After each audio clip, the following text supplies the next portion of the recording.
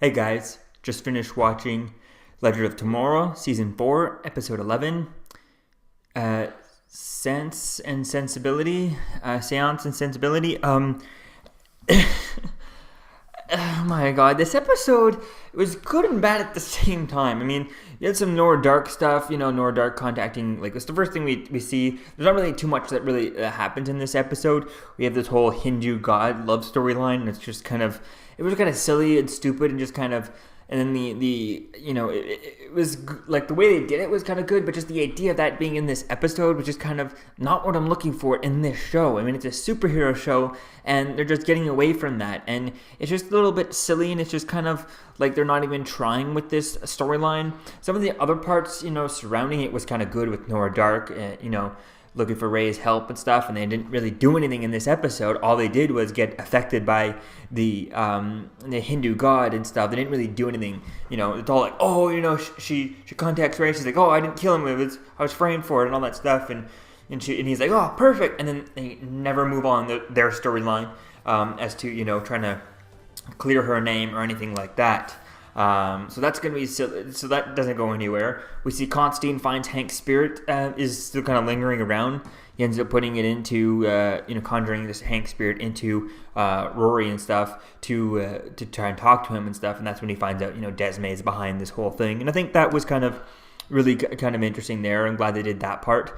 But it was just like not much happened. It only happened bits and pieces. And if it took all the actual important stuff to move the season storyline, it's really like 5%, not even like 5% of the episode type thing. And it's just like, come on, we need to move this goddamn story forward. We've had Ava and Sarah broke up a few episodes ago, and we still haven't played with that in like a few episodes since then. So why aren't they touching upon that? We just had this episode of Arrow that where Sarah was there and she spent a lot of time, actually in that episode, interacting with Black Siren and all the Arrow people and stuff. It would have been nice to getting an idea of that, I'm not sure which one's supposed to technically take place first.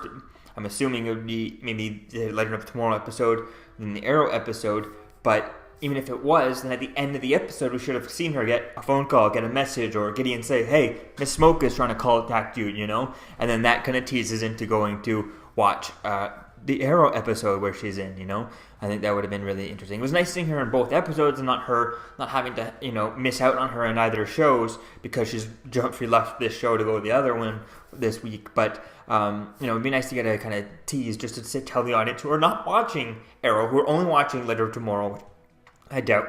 I feel like most people who are watching Legend of Tomorrow are watching all of them. But, if they're not, then to go watch that episode of Arrow and stuff. It really is good. So that was just kind of silly. We see Hank, we find out at the end of the episode, Nate finds out at the end of the episode that Hank was actually, collecting the monsters to make a theme park based off of one of Nate's silly little kid drawings as a child. And I get what they were trying to do with that. They're trying to make it like, he was trying to do everything for him and trying to make him more likable and all that stuff, and trying to turn things around on Nate's opinion of his father and all that stuff. And I get that, but there's just such a better way to do this than to try and make a theme park with these magical creatures. That idea is just so stupid. It doesn't make sense. I mean, Nate is probably all in, blinded by being his father and his silly childhood dream. But the rest of the Legends are probably going to look at this and just go, that's stupid. People are just going to get hurt. You can't train a dragon or, these monsters and stuff. I mean, look at Kunane, which is a stupid character, and Mona throughout this episode pissed me off. It's just an annoying character. It just they need to get rid of. But even Kunane, trying to be as, good as he can't help that just he's a monster, and things just kind of, he can't control his anger and things like that. So trying to control all these creatures in a theme park would just be a disaster. I mean, it's like that movie that they made years ago.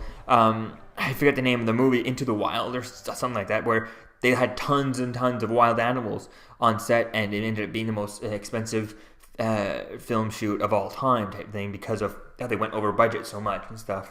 But so yeah, it was things like that. It just kind of doesn't make sense. to try and do that, locking these animals, these magical creatures, and trying to make them do things and stuff. That's just going to be a nightmare and a disaster to kind of control those things. So it just doesn't make sense.